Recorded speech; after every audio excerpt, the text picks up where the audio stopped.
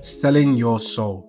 When it comes to selling your soul in the music industry, it's a term that gets thrown around a lot, and sometimes the definition can be interpreted differently. So what really is selling your soul?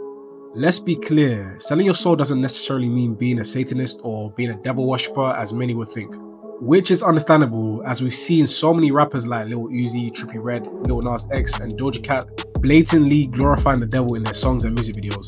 And I know for a fact that you guys didn't forget when Lil Uzi said this. Hold on, let me explain something to them real quick. Before everybody starts screaming and saying, oh, like I told y'all earlier, you motherfuckers entered the rapture. And if ain't nobody flying up to heaven right now, obviously all y'all motherfuckers going to hell. Right with me. So, let's get it. Oh, you already here. I'm so sorry. You can't get out. You're stuck. It's over. You heard the song a million times and you didn't even know. That's up. Not to mention the imagery and symbolism of Satanism whenever they get a chance to. And yeah, this is the extreme side of selling your soul, but there is the other side, which is most commonly used, and it's probably what your favorite rapper has been participating in. And this comes with the likes of doing things from the immoral to doing actions you're almost forced to by higher powers. Because at the end of the day, that's really what the music industry is. Rich white men in suits controlling the artists of today, aka the puppets, making them do what they want to fulfill their own agendas.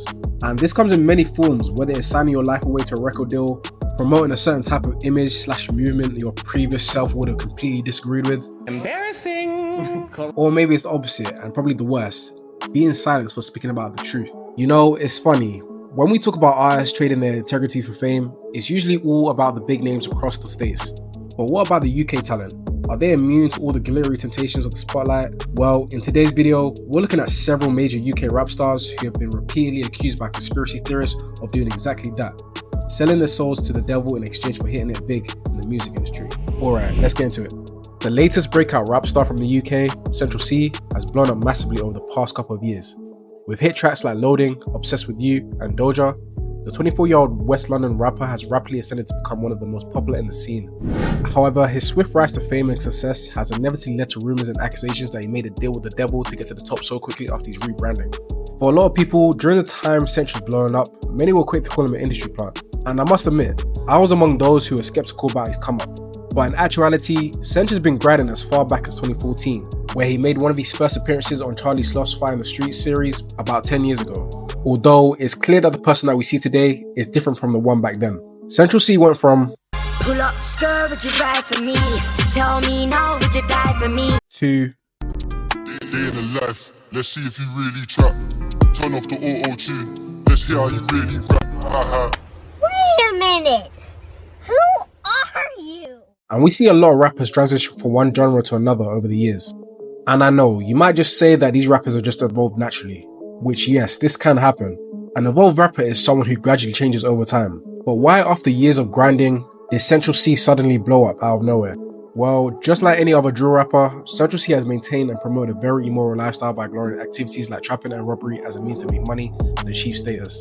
We can see when CentralCee blew up around 2021 with his tracks Day in the Life and Loading. This was largely attributed to his image, associated to the success of the clothing brand Trapstar, which is one of the biggest streetwear clothing brands in the UK. With CentralCee's collab with this brand, this influenced the youth of the UK heavily, with suddenly every teenager that puts on a Trapstar jacket or Trapstar tracksuit feeling like they're a drug dealer.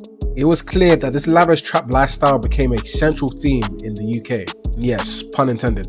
Cench has basically normalized this trap lifestyle, with many kids aspiring to be like him, thinking accumulating money in this sort of way has ultimately promoted greed over ethical income. Now, many of you might start to think that what I mentioned above is done by any other rapper in the world. And yes, I get it. CentralCee is not the first drill rapper to exist, but it is evident that CentralCee has taken it to a whole nother level in the UK drill scene. And this is because in order for him to reach the next level of fame, there may have been some level of corruption involved. For a majority of American listeners, you would have first discovered CentralCee after his song Doja blew up in 2022. And this song was a viral hit. It was all over TikTok, and his music video was even uploaded on Lyrical Lemonade. It's clear that Cench had gone clear, but why is it this song that put him on an international pedestal? Well, many believe it's simply the line about Doja Cat herself and the song being titled Doja. Somebody told Doja Cat that I'm trying to indulge in that. And we all know by now, Doja Cat does not shy away from being very anti-religious, and many believe she sold her soul to the devil as well. So making a song called Doja and referencing her in that sort of way is basically like putting out a song called Devil Lover. Brother, A couple months after the song was released, CentralCee actually ended up linking up with Doja Cat and Ice Spice. So with this, it was pretty evident that he was gravitating towards the dark forces of fame. Further, CentralCee has been captured numerous times on camera, throwing up the hand signal that looks to be imitating the satanic 666 symbol. Other images show him taking pictures with one eye open, which is a clear symbolism of the all-seeing eye. And this is probably the most frequently cited pieces of circumstantial evidence and is used most by both UK and American artists.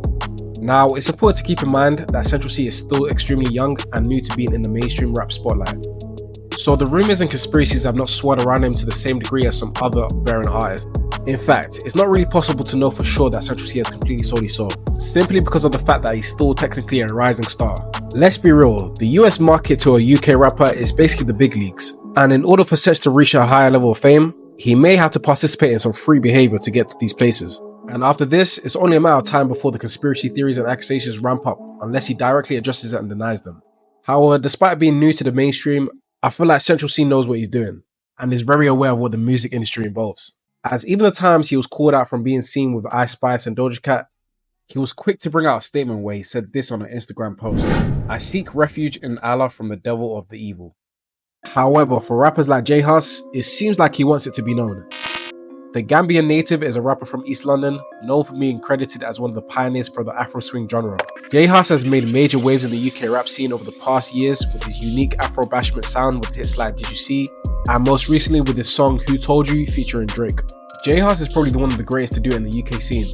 However, once you start peeling back the layers of his music videos, lyrics, and even his antics on social media, it's easy to see why he's been accused of potential demonic ties. JHus seems to be the first rapper on this list who's openly pledged his alliance with the dark forces. Back in 2019, he revealed in a series of Snapchat posts that he had stopped doing black magic after his life fell apart. I beg your pardon? Okay, hold on. Why was he doing black magic in the first place? Did he intend to hurt his competitors or enemies with that?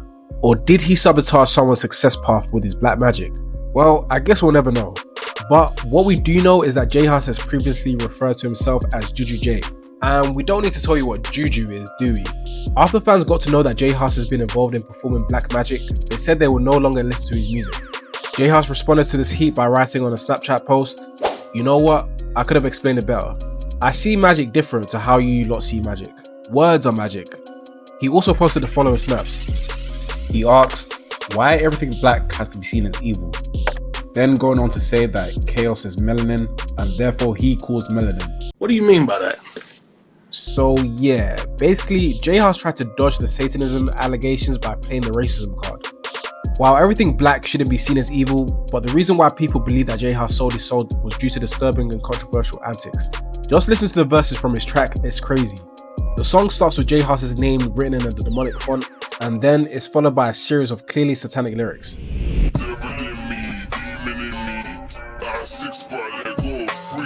Why you wanna see the evil me when I wanna live my life peacefully? It's like I've been feeling real evil recently. I'm gonna send him to Jupiter. It wasn't me, it was Lucifer. So by starting your song claiming you have the demon in you and referring to the 666 is a clear indication that you may have corrupted your soul in exchange for success, money, and fame. And to no surprise, after releasing this track, JHus' comeback to the rap scene was unforgettable. With even more hype around his name, JHus took back the summer of 2023 with a song with Drake. You see, these things are not a coincidence. Speaking about the devil in such a way and then making a comeback the way he did, you already know JHus had help from the higher powers. It's obvious that he doesn't regret his decision with the devil, as he mentions it even more than ever. Although for other rappers like KreptAndKonan, it weighs heavy on their conscience. This London-based rap duo has been a staple in the UK grime and hip-hop scene for over a decade. With hard-hitting lyrical styles and a grimy street sound, KreptAndKonan have carved out a respected, successful career. However, again, like many rappers, they have been a subject of selling their soul rumors, based on some of the symbolism and imagery connected to their music. Both rappers have shrugged off these type of accusations in the past, claiming critics are simply reading too far into artistic expression meant to be controversial. Still, the persistence of these rumors continues to follow them, given the dark themes connected to their imagery and personas. However, it was only when Crept came out to share his experience with demons in the music industry where people start to wake up to the truth. And I'll be honest, I've never told this story before, and I feel like I'm just gonna say it because I feel like you should know. Anyway, when we signed it, before we signed it though, I was a bit off on it. And because the pressure was a bit much, it was like, sign it. And I remember speaking to my old manager, right? And no, if I'm lying, I'm flying. He's phoned me, we're in the studio and I put him on loudspeaker, old manager. And he's like, yeah, like, what are you lot thinking about the deal? We're like, yeah, we want to sign it, but we want to wait and see what happens. And like, on God Shams, his voice changed in like a demon's voice. Sign the deal, sign it now, sign it. I got so shook, I threw my phone on the floor. If I'm lying, I'm flying. Wallahi. And me and Crept were staring at the phone on the floor, like, what the fuck? His voice just changed into like a gremlin. And all he kept saying is, sign the deal, sign the deal, sign the deal. And I'm like, what the fuck? Like, I dropped the phone and stepped back like this, and we're just staring at the phone for about 3 minutes. Like, I'm like, did you hear that, bro? He's like, yeah, bro, like, what the fuck's that? Like, that's mad.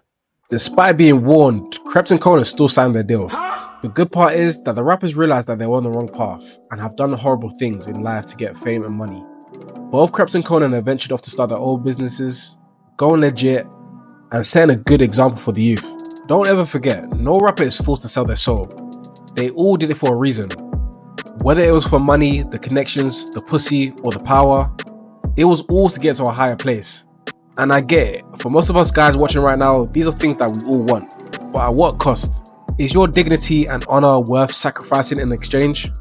The choice is always yours. Sadly, when it comes to turning away from the devil, I can't say the same for other rappers, as it seems that the drugs and lean have clearly gone straight to their brains for artists like DBlockEurope.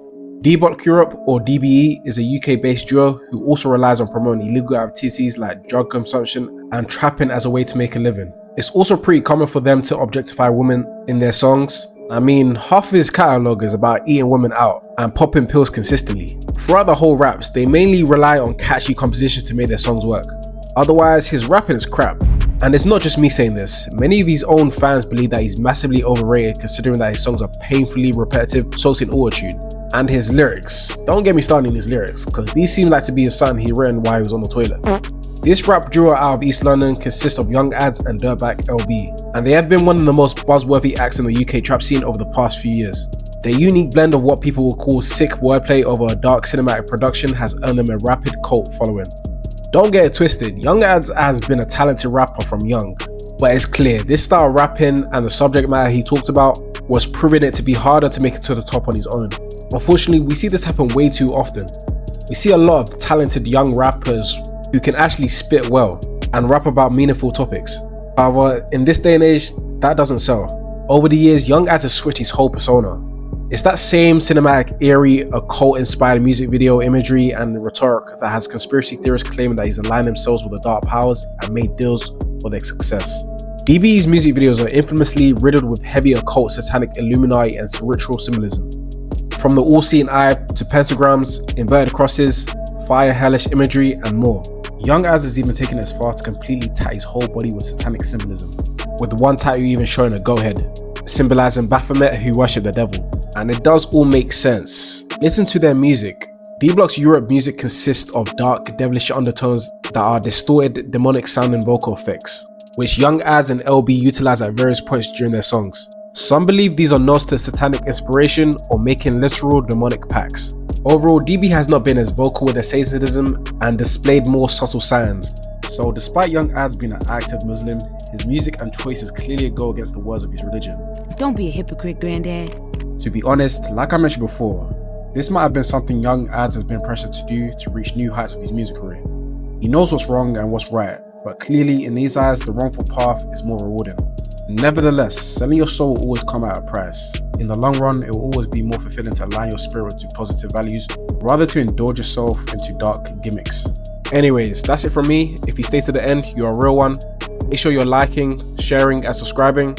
Let me know your thoughts in the comment section below, and until next time, I'll catch you in the next video.